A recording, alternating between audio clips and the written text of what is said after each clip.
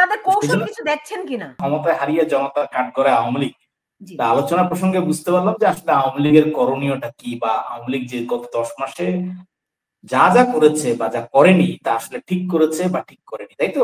বা সামনে কি করা উচিত, না তাদের কৌশল কিছু দেখছেন কিনা? না সেটা সেই জন্য আসছি। সেটা হচ্ছে একসময় স্ট্র্যাটেজিক কমিউনিকেশনটা ব্যবহৃত হতো সামরিক বাহিনীতে। এখন এটা ধরেন গত 10 বছর মানে 2013 সালের পর থেকে সারা ওয়ার্ল্ডেই সেই সমস্ত পলিটিক্যাল পার্টিগুলো সার্ভাইভ করে যাদের ক্রাইসিস মোমেন্টে স্ট্র্যাটেজিক কমিউনিকেশনের রিয়েল প্ল্যান।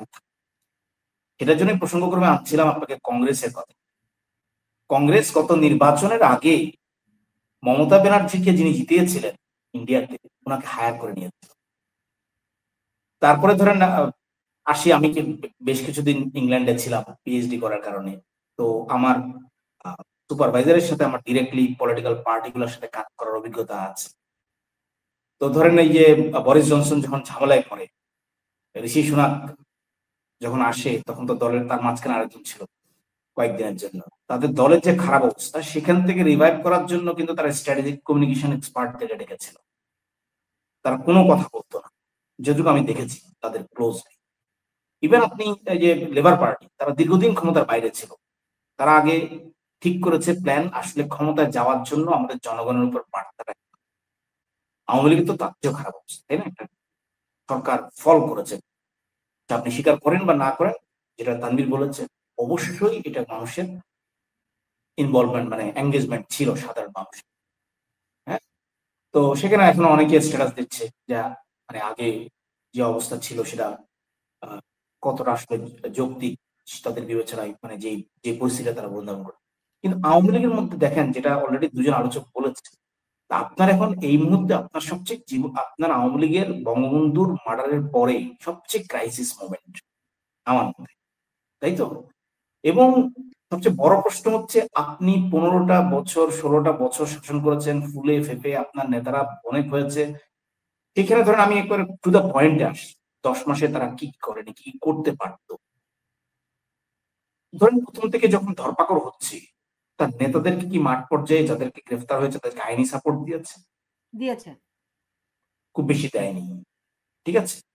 আপনি ধরেন দলটা নিষিদ্ধের ইস্যু কিন্তু একদিনে হয়নি, সেই সেপ্টেম্বর থেকে অক্টোবরের 28 তারিখ থেকে ডক্টর ইউনূস শুরু করেছেন যে উনি প্রথম ফিনান্সিয়াল টাইমসকে ইন্টারভিউ দিয়েছিলেন যে এই দেশে কোনো শেখ হাসিনা এবং আওয়ামী লীগের অস্তিত্ব থাকবে না। আবার 18 তারিখে দা হিন্দুকে, নভেম্বর 18 তারিখে দা হিন্দুকে ইন্টারভিউ দিয়ে বলেন যে না, বা আওয়ামী লীগকে নিষিদ্ধ করার কোনো চিন্তাই তারা করছে।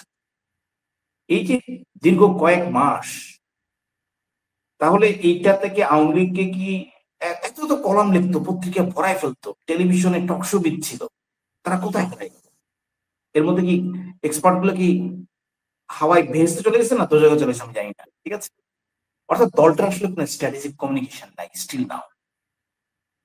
যদি তারা নির্বাচন করতে না পারে, এখন বিষয়টা দেখেন, আমার কাছে মনে হয় কি, আওয়ামী লীগের যে এখনো পর্যন্ত 10 মাসে অস্তিত্ব আছে সেটা ডক্টর ইউনূসের।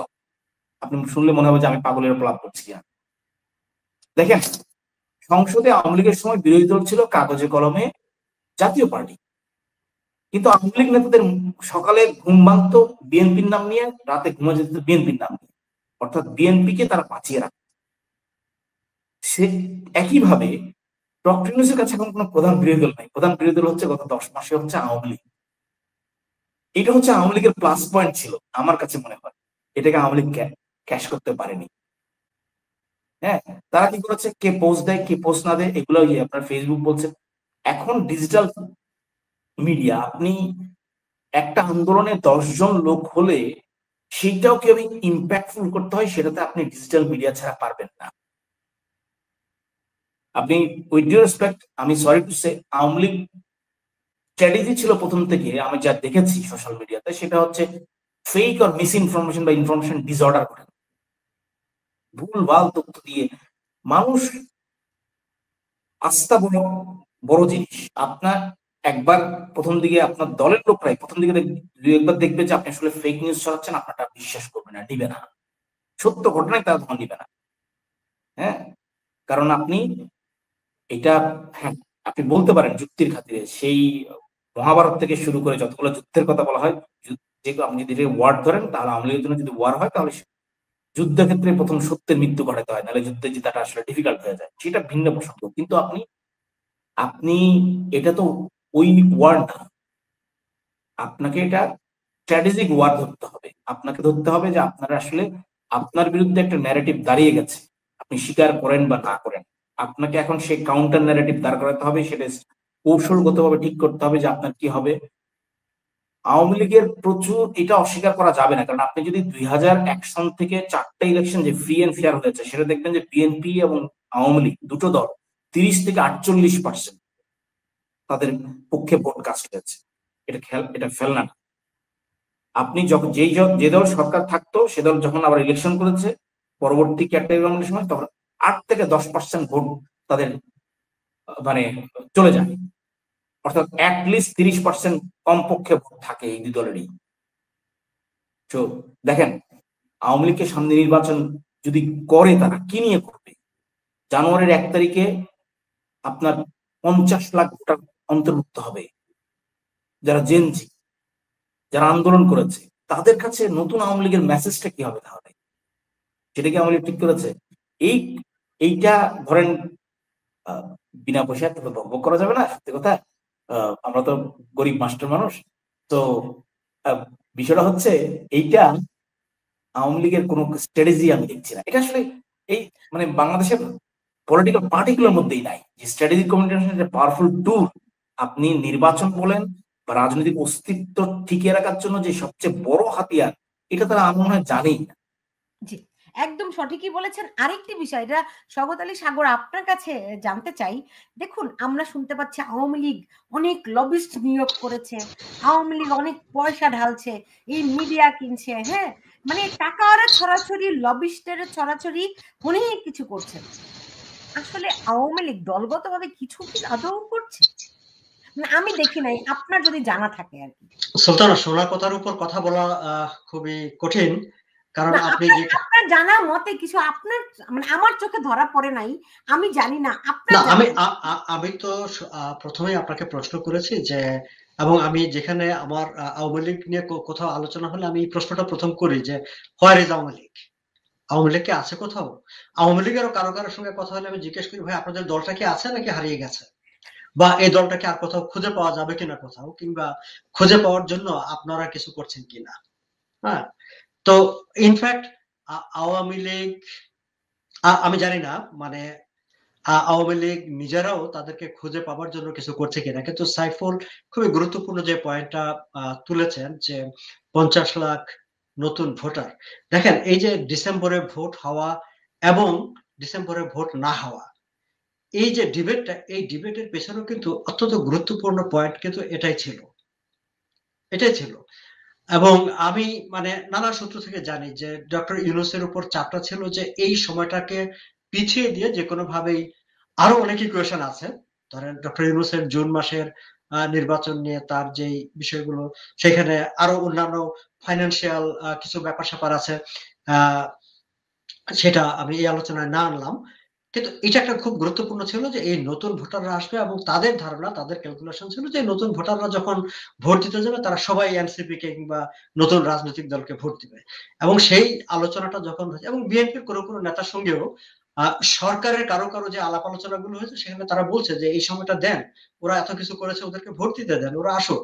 এবং তার ফলশ্রুতিতে কিন্তু বিএনপি প্রথম যে চেষ্টাটা করেছিল, আপনারা খেয়াল করবেন যে চট্টগ্রামে, ঢাকায়, বিভিন্ন জায়গায় বিএনপি বেশ কয়েকটা তারুণ্যের সমাবেশ করেছে। নিশ্চয়ই সেটা সাইফুল আপনার খেয়াল থাকবার কথা, বা সুলতান আপনি নিশ্চয়ই আপনার চোখে পড়েছে। এবং কোন একটি সমাবেশে বিএনপি মানে তাদের দলের বাইরে আব্দুল নূর তুষার বা আরো কাউকে ডেকে নিয়ে সেখানে বক্তৃতা করিয়েছে।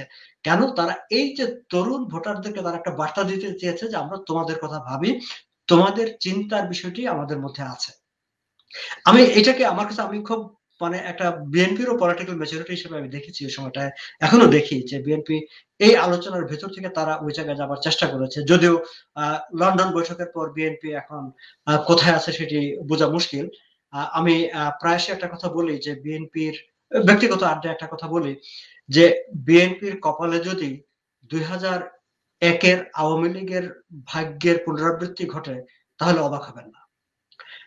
কথাটা কেন বলি যে সেই সময় আওয়ামী লীগ শাহাবুদ্দিন বিচারপতি শাহাবুদ্দিনের সরকার বা ক্যাটেগর গভর্নমেন্টের সময়, তো সেই সময় আওয়ামী লীগের আমরা শুনতাম যে মন্ত্রী পরিষদ গঠিত হয়ে গেছে, কে কোন মন্ত্রী মন্ত্রণালয় পাবেন সেই সব 1991 সরি হ্যাঁ সেটাই।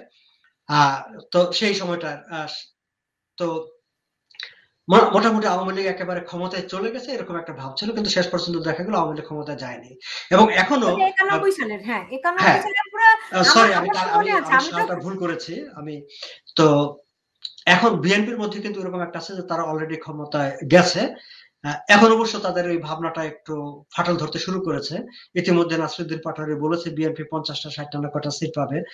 এই যে 50-60টা সিটের একটা পূর্বাভাস তারা দিয়ে দিয়েছে, এটাকে আমি ঠিক মানে কথার কথা বাকওয়াজ বা আমি কিন্তু ওইভাবে নেই না। আমি কিন্তু ঠিক ওই জায়গার সঙ্গে একটু মেলানোর চেষ্টা করি যে আচ্ছা আওয়ামী লীগ যে ক্ষমতায় যাবে ঠিক হয়ে মানে ভাবতে শুরু করেছিল কিন্তু যায় নাই, বিএনপি ক্ষমতায় যাবে ভাবছে এবং যাবে না এরকম কোন একটা ইকুয়েশনের অংশ কিনা। তো এই জায়গাটা এই যে সাইফুলের এই পয়েন্ট হচ্ছে গুরুত্বপূর্ণ। এবং আপনি যে কথাটা বলছেন যে আওয়ামী লীগ লবিস্ট বা যে দলটি এখন নিজেদের কথাবার্তা নিজেদের বক্তব্য নিজেদের মুখ দিয়ে উপস্থাপন করতে পারছে না, সে আর কোথাও কিছু করছে, সেটা আপনি আমাকে বিশ্বাস করতে বলেন সুলতানা? আমি বিশ্বাস করছি না। আচ্ছা আমি তো মানে এটা বিশ্বাস অবিশ্বাসের ব্যাপার না, আমি অনেক সন্ধান করার চেষ্টা করেছি, আমি তেমন কিছু দেখি নাই। সবাই শুধু ওই কথাই বলে, তাও প্রকাশ্য না, হ্যাঁ পিছনে পিছনে শুধু কথাই বলে, কোনো কার্যক্রম দেখি নাই। দেখি আমাদের তানভীর হায়দার লিংকন জানেন কিনা, ও আমাকে অনেকে এখানে মন্তব্য করেছেন, আমি অজ্ঞ, আমি সেই জন্য আবার আমাকে এখন ধিক্কার জানাচ্ছি যে তানভীর হায়দার লিংকন বিভিন্ন সময় নাকি এই প্ল্যাটফর্ম গুলোতে বিভিন্ন খুবই কথা বলেন এবং এখানে আমাকে অনেকেই কমেন্ট করেছেন এবং খুব ভালো বক্তব্য দেন। আমি আমি আমি আর কি দুর্ভাগা, আমি আগে দেখি নাই। যাই হোক, এই যে আওয়ামী লীগ আসলে কিছু করছে কিনা, কোনো পরিকল্পনা তাদের আছে কিনা, আপনারা সেটি লক্ষ্য করছেন কিনা, কোনো ধরেন বিচ্ছিন্নভাবে 15-20 জন নিয়ে একটা মিছিল করলো, এটা অনলাইনে ফলাও করলো, একটা সেলফি স্টাইলে মিছিল করলো, এসব তো আওয়ামী লীগের মিছিলও না, এগুলি আওয়ামী লীগের কার্যক্রমও না।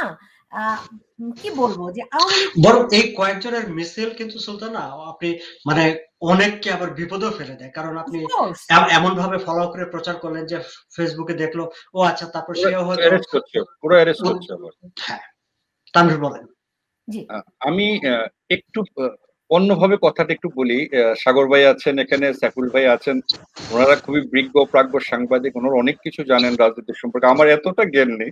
আমি তৃণমূলের মানুষ, তো মাঠে ঘাটে চড়ি, মাঠে ঘাটে চড়তে গিয়ে বিগত 15 বা 16 বছরে যদি আওয়ামী লীগের রাজনৈতিক বা সাংগঠনিক কার্যক্রম বা কি করেছে আমাকে বলতে বলেন, কারণ সরকারের পার্ট আলাদা, এটা সরকার পরিচালনা করছে, তারা তাদের মতো কাজ করবে। আর দল হিসেবে আওয়ামী লীগ কি করেছে, আমি যদি আঙ্গুল গনে গনে সুলতান আপু আপনাকে বলি, 7ই মার্চ, 17 মার্চ, 26শে মার্চ, 21শে ফেব্রুয়ারি, 15ই আগস্ট, 16 ডিসেম্বর, এই দিবসগুলোতে প্রতিটা গ্রামে গঞ্জে পাড়ায় মহল্লায় আগের দিন রাত 12টা থেকে পরের দিন রাত্রে 11টা 59 পর্যন্ত বঙ্গবন্ধুর ভাষণ প্রচার করা, গরু কাটা, গরু খাওয়া, চাঁদাবাদ তোলা, এই হলো আওয়ামী লীগের সাংগঠনিক কার্যক্রম। মানে আমাকে যদি এক বাক্যে বলতে বলেন, দ্যাট ওয়াজ দেয়ার মানে কি বলবো, যে organisational activities in the rural areas. প্রশ্নটা ওই জায়গায় যে আপনাদের মনে আছে যে জয় বাংলা জিতবে আবার নৌকা গানটি সারা বাংলাদেশে কি পরিমাণ জনপ্রিয়তা পেয়েছিল। এটা বিভিন্ন প্রাইভেট ইউনিভার্সিটির ছাত্রছাত্রীরা নিজেদের ইউনিভার্সিটির ভিতরেও তারা এটা নিয়ে বেশ ইয়ে করেছে। কেন করেছে? বিকজ এখানে একটা নতুনত্ব ছিল, বা এখানে কিছু কিছু কথা জনগণের সামনে আওয়ামী লীগ রাখতে পেরেছিল, যার জন্য মানুষ মনে করেছিল যে আওয়ামী লীগের প্রতি মানুষের বা তরুণ প্রজন্মের যে অ্যাট্রাকশনটা সেটা বৃদ্ধি পেয়েছিল। আজকে আমি ঢাকা বা বাংলাদেশের বিভাগীয় শহরগুলো ছাড়া, কিছু জেলা শহর ছাড়া যদি আমি সমগ্র বাংলাদেশকে একটি জায়গাতে আনি, আপনি উপজেলা পর্যায়ে বলেন, ইউনিয়ন পর্যায়ে বলেন, ওয়ার্ড পর্যায়ে বলেন, আওয়ামী লীগ বিগত 15 বছর বা 16 বছরে সাংগঠনিক ভাবে কি কার্যক্রম পরিচালনা করেছে এটা আমিও জানতে চাই, আমি দেখতে চাই। আমার এলাকায় আমি বিগত 16 বছরে কোনোদিন আওয়ামী লীগের কোনো সাংগঠনিক, আওয়ামী লীগ বাদ দেন, আওয়ামী লীগের যে বিভিন্ন নামধারী সংগঠন আছে, এরকম তো অনেক সংগঠন বের হয়েছিল, এবং লীগ নাম দিয়ে বঙ্গবন্ধুর নাম বাদ দিয়ে শেখ হাসিনার নাম বাদ দিয়ে মানে দোকানের তো অভাব ছিল না। তো এই যে দোকানের মালিকরা বিগত 16 বছর ধরে মূল দোকান এবং নতুন আবিষ্কৃত দোকানের মালিকরা তারা কি করেছিল 16 বছর? যদি সঠিক কথা বলি, আমি কেন আজকে এই কথাটি আনছি, একটা প্রাসঙ্গিক কথা বলি। প্রয়াত সাধারণ সম্পাদক সৈয়দ আশরাফ আওয়ামী লীগের একটি মানে ইন্টারনাল মিটিং এ বলেছিলেন, আওয়ামী লীগের ভবিষ্যতে আওয়ামী লীগকে যে শক্তিটি ফেস করতে হবে সেটি বিএনপি জামাত না। যে 20 বছর পরে যে প্রজন্মটি আসতেছে সে প্রজন্মকে সে প্রজন্মকে আপনারা প্রজন্মের সামনে আপনাদেরকে দাঁড়াতে হবে, ওই প্রজন্মকে ফেস করতে হবে বাংলাদেশ আওয়ামী লীগের। এবং সেই জন্য সৈয়দ আশরাফ যে ভীষণটি দিয়েছিলেন, আওয়ামী লীগের ভীষণটি কিন্তু চলে গিয়েছে। আপনি যে একজন তরুণকে বা একটা জেনজিকে বা এই যে একটা ছাত্রকে আপনি অ্যাট্রাক্ট করবেন বা একটা তরুণ সমাজকে, আমার বাসায় আমি কিভাবে আমার বাচ্চাকে আমি ট্রিট করছি, আমি যদি সেটা চিন্তা করি, তা আমার এই বাচ্চার বয়সের যারা আছে, আমার সন্তানের বয়সের যারা আছে, এই যে 15, 16, 17 বছর বয়সে বা 18 বছর বয়সে প্রজন্মটাকে হাউ উইল ট্রিট? এটা কি একবার দলীয় ভাবে বা সরকার হিসেবে আওয়ামী লীগ ভেবেছে? যদি ভেবে থাকো তাহলে সৈয়দ আশরাফ যে কথাটা তার মৃত্যুর আগে বলে গিয়েছিলেন যে আওয়ামী লীগকে প্রস্তুত হতে হবে ওই প্রজন্মকে ফেস করার জন্য, আজকে আওয়ামী লীগ ওই প্রজন্মের হাতে ধরাশায়ী। সৈয়দ আশরাফের কথাটি আমি আজকে উদ্ধৃত করলাম যে ওই প্রজন্মটির হাতে আওয়ামী লীগ ধরাশায়ী, হোক সেটা গুজবে, হোক সেটা হুজুগে, হোক সেটা নানা রকম প্রোপাগান্ডায়, বাট ধরাশায়ী। আজকে যে বিগত 15-16 বছর আওয়ামী লীগ যে পিআরআই এর মাধ্যমে যে সেলটা গঠন করেছিল, সেই সেল নিয়ে প্রশ্ন কি উঠেনি? কেন উঠেছে? আপনারা যাকে 10 লাখ সাইবার যোদ্ধা প্রস্তুত আছে বলে সাবেক প্রতিমন্ত্রী জুনায়েদ পলক উনি ঘোষণা দিয়েছিলেন, কোথায় ওনারা? 10 জন কোথায়? আমরা দেখতে চাই। বাংলাদেশে বসে সোশ্যাল প্ল্যাটফর্মে আওয়ামী লীগ নিয়ে কথা বলেছে হাতে গোনা 4-5 জন লোক। আপনি সমস্ত মিডিয়ার অনলাইন টক শো গুলো টেনে দেখবেন সুলতান আপা, আমি বলে দেই, দেখবেন যদি কোনোদিন আওয়ামী লীগ এই প্ল্যাটফর্মে করে এই যে 4-5 জন লোক কথা বলেছে আওয়ামী লীগ নিয়ে, ওরা আওয়ামী লীগের অফিসে ঢুকতে পারবে না, লিখে রাখেন। এটাই সত্য কথা, এটাই বাস্তবতা। ওরা আওয়ামী লীগের অফিসে ঢুকতে পারবে না, এটাই সত্য কথা। That is the harsh reality of Bangladesh Awami League. আজকে সে ডাইনামিক লিডারশিপ নাই। আরে ভাই, যেই নেতাকে নিয়ে আওয়ামী লীগ এত গর্ব অনুভব করে, যে নেতাকে আমাদের হৃদয়ে স্থান করে দিতে আওয়ামী লীগ চেষ্টা করে, যে 15 বছর শুধু মূর্তি বানিয়ে বা ভাস্কর্য বানিয়ে, সেই নেতাকে তো ওইভাবে ঢুকানোর উচিত দরকার ছিল না।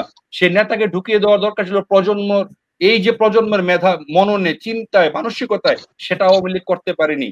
আপনারা সবাই জানেন যে বঙ্গবন্ধুর আত্মজীবনী যে লেখা বইটি ছিল, সে বইটি আমি পার্সোনালি 5 বার পড়েছি, আমার সন্তানকে পড়িয়েছি, আমার ওয়াইফকে বলেছি যে এটা পড়ো।